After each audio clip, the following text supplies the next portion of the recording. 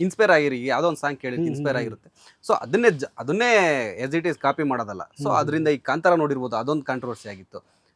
ಯಾವುದೋ ಕೇರಳ ಮಲಯಾಳಂ ಸಾಂಗನ್ನ ಇನ್ಸ್ಪೈರ್ ಆಗಿ ತಗೊಂಡಿರೋದು ಅಂತ ರವಿ ಬಸ್ರವರು ಕೂಡ ಹೇಳಿದ್ರು, ಅಲ್ಲ ಅಯ್ಯೋ ಆ ಮ್ಯೂಸಿಕ್ ಡೈರೆಕ್ಟರ್. ಸೊ ಇನ್ಸ್ಪೈರ್ ಆಗಿ ತಗೊಂಡ್ರೆ ಏನು ತಪ್ಪು ಅಂತ.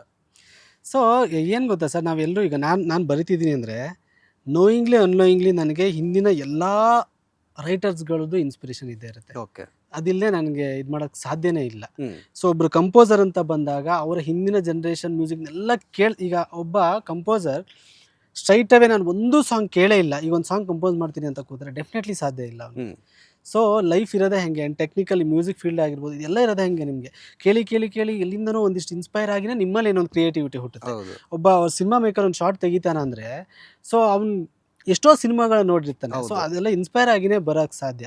ಸೊ ಯಾವುದೋ ನಾನು ಎಲ್ಲೂ ನೋಡ್ದೇನೆ ಒಂದು ಕೋಣೆಯಲ್ಲಿ ಕೂತ್ಕೊಂಡು ಒಂದು ಸಿನಿಮಾ ನೋಡಿದೆ, ಒಂದು ಸಾಂಗನ್ನು ಕೇಳಿದೆ, ಒಂದು ಬುಕ್ಕನ್ನು ಓದಿದೆ, ನಾನು ಬರೀತೀನಿ ಅಥವಾ ಕ್ರಿಯೇಟ್ ಮಾಡ್ತೀನಿ ಅಂದರೆ ಅದು ಸಾಧ್ಯನೇ ಇಲ್ಲ. ಸೊ ಒಂದಲ್ಲ ಒಂದು ರೀತಿಯಲ್ಲಿ ಇನ್ಸ್ಪಿರೇಷನ್ ಅಂತ ಇದ್ದೇ ಇರುತ್ತೆ. ಇದರ ಅದು ಲೈಫಿಂದ ಇರ್ಬೋದು ಅಥವಾ ಯಾವುದೋ ಸಿನಿಮಾಗಳಿಂದ ಇರ್ಬೋದು, ಅದು ಇದ್ದೇ ಇರುತ್ತೆ. ಸೊ ಅದು ಹಾಗೇ ಆಗುತ್ತೆ ಸರ್, ಯಾವ ಕ್ರಿಯೇಟಿವ್ ಪರ್ಸನ್ಗಾದ್ರೂ ಅದು ಹಾಗೇ ಆಗುತ್ತೆ ಸರ್. ಓಕೆ, ಇವಾಗ ಡೆವಿಲಲ್ಲಿ ಎಷ್ಟು ಸಿನಿಮಾ ಸಾಂಗ್ ಇದೆ? 4 or 5 ಇವಾಗ 4 ಸಾಂಗ್ಸ್ ಇರೋದು. ಅದರಲ್ಲಿ 2 ಅನಿರುದ್ಧ ಶಾಸ್ತ್ರಿ ಅವರು ಬರೆದಿರೋದು, 2 mass song. Okay, so 2 romantic song ನಾನು ಬರ್ದಿದ್ದೀನಿ, ಒಂದೇ ಒಂದು ಸಲ, ಇನ್ನೊಂದು ಏನೋ ಒಂಥರ ಚಂದ ಅಂತ ಅದು ರಿಲೀಸ್ ಆಗಬೇಕು. ಓಕೆ, ಇವಾಗ ಆಲ್ರೆಡಿ ಒಂದು ಸಾಂಗ್ ಅಲ್ಲೇ ಟ್ರೆಂಡಲ್ಲಿ ಇದೆ, ಇನ್ನೊಂದು ಇದ್ರೆ ನೆಮ್ಮದಿ ಆಗಿರೋ ಅದು ಟ್ರೆಂಡಲ್ಲಿ ಇದೆ. ಸೊ ಇವಾಗ ಮೊನ್ನೆ ರಿಲೀಸ್ ಆಗಿದೆ ಅಲವರಾಮ, ಅದು ಕೂಡ ಟ್ರೆಂಡಿಂಗ್ ಇದೆ. ಸೊ ಇನ್ನು ನಿಮಗೆ ಈ ಡೆವಿಲ್ ಸಿನಿಮಾ ಅಷ್ಟು ಸಾಂಗ್ ತಗೊಂಡ್ರೆ ಈ ಸಾಂಗ್ ನನ್ನ ಫೇವ್ರೇಟ್ ಅಂದ್ರೆ ನೀವು ಆಸ್ ಎ ಚಿತ್ರ ಸಾಹಿತಿಯಾಗಲ್ಲ, ಫ್ಯಾನ್ ಆಗಿ, ಒಬ್ಬ ಲಿಸನರ್ ಆಗಿ ನೋಡೋದು. ಸರ್ ನನಗೆ ಆ್ಯಕ್ಚುಲಿ ರಿಲೀಸ್ ಆಗದೆ ಇರುವಂಥ ಏನು ಸಾಂಗ್ ಇದೆ, ಏನೋ ಒಂಥರ ಚಂದ, ಅದು ನನಗೆ ತುಂಬ ಇಷ್ಟ. ಅದು ರೊಮ್ಯಾಂಟಿಕ್ ಸಾಂಗ್, ಮೌಂಟೇಜ್ ಸಾಂಗು, ಬಟ್ ನನಗೆ ಅದು ತುಂಬ ಇಷ್ಟ. ಅಫ್ಕೋರ್ಸ್ ನನಗೆ ಒಂದೇ ಒಂದು ಸಲನೂ ಕೂಡ ಇಷ್ಟ, ಬಟ್ ಈ ಸಾಂಗ್ ನನಗೆ ತುಂಬ ಇಷ್ಟ. ಮನ್ಸಿಗೆ ಅದು ಗೊತ್ತಿಲ್ಲ, ಕೆಲವೊಂದು ಮನ್ಸಿಗೆ ತುಂಬ ಹತ್ರ ಆಗುತ್ತಲ್ವ ಅದು. ಆ್ಯಂಡ್ ಫಸ್ಟ್ ಸಾಂಗ್ ಇದೇ ಬರ್ದಿರೋದ್ರಿಂದನೂ ಇರ್ಬೋದು. ಆ್ಯಂಡ್ ಆ ಸಾಂಗಲ್ಲಿ ಬರೋವಂಥ ಒಂದಿಷ್ಟು ವಿಚಾರಗಳು, ನಾನು ಬರೆದಂಥ ಒಂದಿಷ್ಟು ಲೈನ್ಸ್ಗಳು ನನಗಿಷ್ಟ. ಆ್ಯಂಡ್ ಮ್ಯೂಸಿಕ್ ಕಂಪೋಸಿಷನ್ ತುಂಬ ಇಷ್ಟ ನನಗೆ, ತುಂಬ ಡಿಫ್ರೆಂಟ್ ಆಗಿದೆ. ಕನ್ನಡಕ್ಕೆ ತುಂಬ ಡಿಫ್ರೆಂಟ್ ಆಗಿ ಅನಿಸುತ್ತೆ ನನಗೆ ಅದು. ಇನ್ನು ಪ್ರಮೋದ್ ಮರವಂತೆಯವ್ರಿಗೆ ಇನ್ನು ಸ್ಯಾಂಡಲ್ವುಡ್ಡಲ್ಲಿ ಹಿಂದಿನವರಾಗಿರ್ಬೋದು, ಈಗ ಪ್ರೆಸೆಂಟ್ ಇರೋರಾಗಿರ್ಬೋದು, ಯಾರಾದರೂ ಚಿತ್ರ ಸಾಹಿತಿ ಬರಹಗಾರರು ಇವ್ರು ನನ್ನ ಫೇವ್ರೇಟು, ಇವ್ರ ಥರ ನಾನು ಬರೀಬೇಕು ಅಂತಿದ್ರೆ ಯಾರು? ಸೊ ನಾನು ಈಗಲೇ ಅಷ್ಟೇ ಹೇಳಿದೆ, ನಾನು ತುಂಬ ಈ ಏನು ನಮ್ಮ ಹಿಂದಿನ ಒಂದು ಪೀಳಿಗೆ ಇದೆ, ಬರಹಗಾರರ ಪೀಳಿಗೆ, ಅವರೆಲ್ಲರೂ ನನಗಿಷ್ಟ. ರೈಟ್ ಫ್ರಮ್ ಕುರಾ ಸೀತಾರಾಮ್ ಶಾಸ್ತ್ರಿ ಅವರಿಂದ ಹಿಡಿದು ಗೀತಾಪ್ರಿಯ, ಆರ್ ಎನ್ ಜಯಗೋಪಾಲ್ ಆಗಿರ್ಬೋದು, ಉದಯ ಶಂಕರ್ ಅವರಾಗಿರ್ಬೋದು, ಹಂಸಲೇಖ ಕಲ್ಯಾಣ್, ಇತ್ತೀಚಿನ ಎಲ್ಲ ರೈಟರ್ಸ್, ನಾಗೇಂದ್ರ ಪ್ರಸಾದ್ ಕವಿರಾಜ್ ಅವರವರೆಗೂ ನನಗೆ ತುಂಬ ಇಷ್ಟ. ಸೊ ವರ್ಸಟಾಲಿಟಿ ಅಂತ ಬಂದಾಗ ರೀಸೆಂಟ್ ಟೈಮಲ್ಲಿ ಹೇಳ್ತೀನಿ, ಹಂಸಲೇಖ ಅವ್ರು ಬಿಡಿ, ಅವರು ದೊಡ್ಡ ವಿಶ್ವವಿದ್ಯಾಲಯ ಸಿನಿಮಾ ಸಾಹಿತ್ಯ ಸಂಗೀತ ಅಂತ ಬಂದಾಗ ಇತ್ತೀಚಿನ ದಿನಗಳಲ್ಲಿ ವರ್ಸಟಾಲಿಟಿ ಆಗಿರಬಹುದು ಎಲ್ಲದನ್ನು ನೋಡಿದ್ರೆ ನನಗೆ ನಾಗೇಂದ್ರ ಪ್ರಸಾದ್ ಸರ್ ನನಗೆ ತುಂಬ ಇಷ್ಟ. ಬಿಕಾಸ್ ಅವರು ಈ ಕಡೆ ಲವ್ ಮೆಲಡಿ ಸಾಂಗ್ನೂ ಬರೀತಾರೆ, ಆ್ಯಂಡ್ ಇವತ್ತಿನವರೆಗೂ ಹಿಟ್ಸ್ ಕೊಡ್ತಾ ಇದ್ದಾರೆ. ಅದು ನನಗೆ ಅವರ ವರ್ಸಟಾಲಿಟಿ ತುಂಬ ಇಷ್ಟ ಆಗುತ್ತೆ. ಯಾವುದೋ ಒಂದು ಧರ್ಮದ ರಿಲೇಟೆಡ್ ಆಗಿರ್ಬೋದು, ಯಾವುದೋ ಒಂದು ಕೃಷಿ ರೈತರ ಮೇಲೆ ಆಗಿರ್ಬೋದು, ಅಪ್ಪ ಅಮ್ಮನ ಬಗ್ಗೆ ಆಗಿರ್ಬೋದು, ಎಲ್ಲ ಹಾಡುಗಳನ್ನು ಬರೆದು ಸಹಿ ಅನ್ಸ್ಕೊಂಡಂಥ ಒಬ್ಬ ಬರಹಗಾರ ಅಂದರೆ ನನಗೆ. ಸೊ ಅವ್ರ ಥರ ನನಗೆ ವರ್ಸಟೈಲ್ ಆಗಿ ಎಲ್ಲದೂ ಬರೀಬೇಕು ಅನ್ನೋದೊಂದು ಆಸೆ. ಓಕೆ, ಸೊ ಒಂದೇನಂತಂದರೆ ಪ್ರಮೋದ್ ಅವರೇ, ಒಂದು ಸಿನಿಮಾ ರೆಡಿ ಆಗಬೇಕಂದ್ರೆ ಎಲ್ಲರ ಒಂದು ಪಾತ್ರ ಇಂಪಾರ್ಟೆಂಟ್ ಆಗುತ್ತೆ. ಸೊ ಅದರಲ್ಲೂ ಕೂಡ ನೀವು ಬರಹಗಾರರು, ನಿಮ್ಮದು ಕೂಡ ಇಂಪಾರ್ಟೆಂಟ್ ಆಗುತ್ತೆ.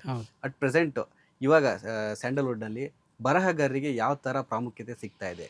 ಅದು ಸಂಭಾವನೆ ವಿಚಾರದಲ್ಲಾಗಿರ್ಬೋದು ಅಥವಾ ಗುರುಸ್ಕೊಳ್ಳೋ ವಿಚಾರದಲ್ಲಾಗಿರ್ಬೋದು, ನಿಮಗೆ ಚಿತ್ರತಂಡ ಯಾವ ಥರ ನಿಮಗೆ ಗೌರವ ಕೊಡ್ತಾ ಇದೆ ಅಂತ? ಸೊ ಬರಹಗಾರ ವಿಚಾರದಲ್ಲಿ ಇತ್ತೀಚಿನ ಕೆಲವು ವರ್ಷಗಳಲ್ಲಿ ಫಸ್ಟ್ ಡೈಲಾಗ್ ರೈಟರ್ಸ್ ಬಗ್ಗೆ ಹೇಳೋದಾದರೆ, ಇತ್ತೀಚಿನ ಕೆಲವು ವರ್ಷಗಳಲ್ಲಿ ತುಂಬ ಒಳ್ಳೆ ಬದಲಾವಣೆಗಳಾಗಿದೆ. ಸೊ ಮಾಸ್ತಿ ಅವ್ರು ಬಂದರು, ರಘು ನಿಡುವಳಿ ಅವ್ರು ಬಂದರು. ಸೊ ಇವರೆಲ್ಲ ರೈಟರ್ಸ್ ಬಂದ ಮೇಲೆ ಸೊ ಅವ್ರನ್ನ ಸ್ವಲ್ಪ ಮಾಧ್ಯಮದವ್ರು ಅವ್ರ ಮೇಲೆ ಬೆಳಕು ಚೆಲ್ಲೋದಾಗಿರ್ಬೋದು, ಆ್ಯಂಡ್ ಸಂಭಾವನೆ ವಿಚಾರದಲ್ಲಾಗಿರ್ಬೋದು, ಆ್ಯಂಡ್ ಗುರುತಿಸೋದಾಗಿರ್ಬೋದು, ಒಂದು ಏನೋ ಕಾರ್ಯಕ್ರಮ ಆದರೆ ವೇದಿಕೆ ಕರೆದು ಮಾತಾಡ್ಸೋದಾಗಿರ್ಬೋದು, ಇದೆಲ್ಲ ತುಂಬ ಒಳ್ಳೆ ಆಗಿದೆ. ತುಂಬ ಬದಲಾವಣೆಗಳು, ತುಂಬ ಒಳ್ಳೆ ಬದಲಾವಣೆಗಳಾಗಿದೆ.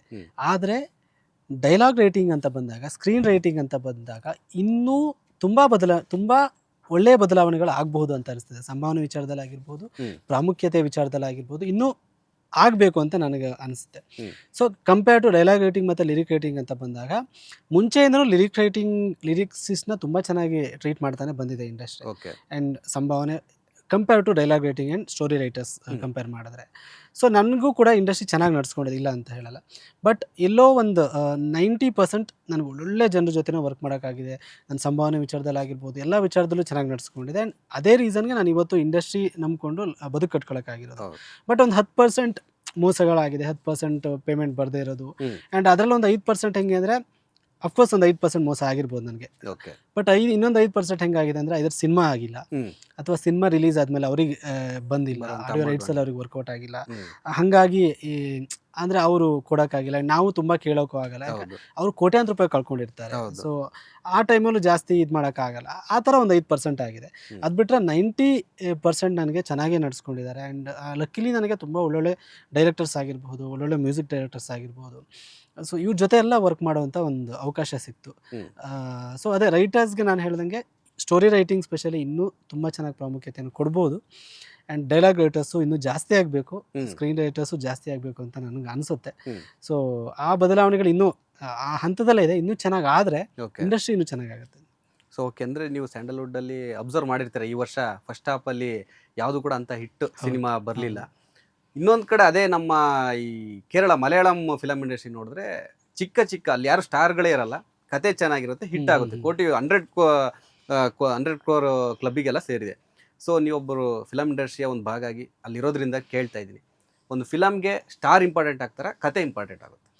ಸರ್, ಕತೆ ತುಂಬ ಇಂಪಾರ್ಟೆಂಟು ಸರ್. ಈಗ ಯಾವುದೇ ಸ್ಟಾರ್ ಆದರೂ ಕೂಡ ಕತೆ ಚೆನ್ನಾಗಿಲ್ಲ ಅಂದರೆ ಜನ ನೋಡಲ್ಲ, ಡೆಫಿನೆಟ್ಲಿ ನೋಡಲ್ಲ. ಸೊ ಈವನ್ ಮಲಯಾಳಂ ಇಂಡಸ್ಟ್ರಿ ನಾವು ಹೇಳ್ತೀವಿ, ನಮ್ಮ ಇಂಡಸ್ಟ್ರಿಯಲ್ಲೂ ನಟರ ವಿಚಾರದಲ್ಲಿ ನಾವು ಟಾಪಲ್ಲಿದ್ದೀವಿ. ನಿರ್ದೇಶಕರು ಅದ್ಭುತವಾದ ನಿರ್ದೇಶಕರಿದ್ದಾರೆ, ಟೆಕ್ನಿಷಿಯನ್ಸು ಅದ್ಭುತವಾದ ಟೆಕ್ನಿಷಿಯನ್ಸ್ ಇದ್ದಾರೆ. ಸೊ ರೈಟರ್ಸು ಇದ್ದಾರೆ, ಬಟ್ ಅವರಿಗೆ ಸರಿಯಾದ ಸಂಭಾವನೆ ಆಗಿರ್ಬೋದು, ಸರಿಯಾದ ಸಮಯ, ಆ್ಯಂಡ್ ಅವ್ರನ್ನ ಹುಡುಕಿ ಸರಿಯಾದ ತಂಡ ಸೇರಿಸ್ಕೊಳ್ಳೋದಾಗಿರ್ಬೋದು, ಇದೆಲ್ಲೋ ಒಂದು ಕಡೆ ನನಗೆ ಸ್ವಲ್ಪ ಕೊರತೆ ಅಂತ ಅನಿಸುತ್ತೆ. ಸೊ ಆ ವಿಚಾರ ಎಲ್ಲಾದರೂ ಆದರೆ ಎಲ್ಲ ತಂಡ ಒಂದು ರೈಟಿಂಗ್ ಟೀಮ್ ಅಂತ ಮಾಡಿಕೊಂಡ್ರೆ, ನಿರ್ದೇಶಕರು ಎಲ್ಲ ರೈಟಿಂಗ್ ಟೀಮ್ ಅಂತ ಮಾಡಿಕೊಂಡು ಅದು ಮಾಡಿದ್ರೆ, ಸೊ ನಾವು ಕೂಡ ತುಂಬ ಚೆನ್ನಾಗಿ ಸಿನಿಮಾಗಳನ್ನು ಮಾಡ್ತೀವಿ ಅಂತ ನನಗನ್ಸುತ್ತೆ. ಸೊ ಹಾಗಾಗಿ ಬೇರೆ ಏನೂ ಕೊರತೆ ಇಲ್ಲ, ರೈಟಿಂಗ್ಗೆ ಪ್ರಾಮುಖ್ಯತೆಯನ್ನು ಕೊಡೋದನ್ನ ಇನ್ನೊಂಚೂರು ಜಾಸ್ತಿ ಮಾಡಿಕೊಂಡ್ರೆ ಮೇ ಬಿ ನಾವು ಸೌತಲ್ಲಿ ನಾವು ಟಾಪ್ ಆಗ್ತೀವಿ ಅನ್ಸುತ್ತೆ ನನಗೆ. ಓಕೆ, ಅಂದರೆ ಇತ್ತೀಚೆಗೆ ಅದು ಸ್ವಲ್ಪ ಬೆಟರ್ ಅಂತ ಅನಿಸ್ತಿದೆಯಾ? ಆಗ್ತಿದೆ, ಬೆಟರ್ ಆಗ್ತಿದೆ. ಸೊ ಇನ್ನೂ ತುಂಬ ಆಗಬೇಕು. ಓಕೆ, ಲೇಟೆಸ್ಟ್ ಹಾಗೂ ಇಂಟ್ರೆಸ್ಟಿಂಗ್ ಸುದ್ದಿಗಳಿಗಾಗಿ ಬಾಸ್ ಟಿವಿ ಕನ್ನಡ ಚಾನೆಲ್ನ ಸಬ್ಸ್ಕ್ರೈಬ್ ಮಾಡಿ, ಹಾಗೆಯೇ ಬೆಲ್ ಐಕಾನ್ ಪ್ರೆಸ್ ಮಾಡಿ. ಇದರ ಜೊತೆಗೆ ಫೇಸ್ಬುಕ್, ಇನ್ಸ್ಟಾಗ್ರಾಮ್, ಎಕ್ಸ್ನಲ್ಲೂ ಮಿಸ್ ಮಾಡದೆ ಫಾಲೋ ಮಾಡಿ.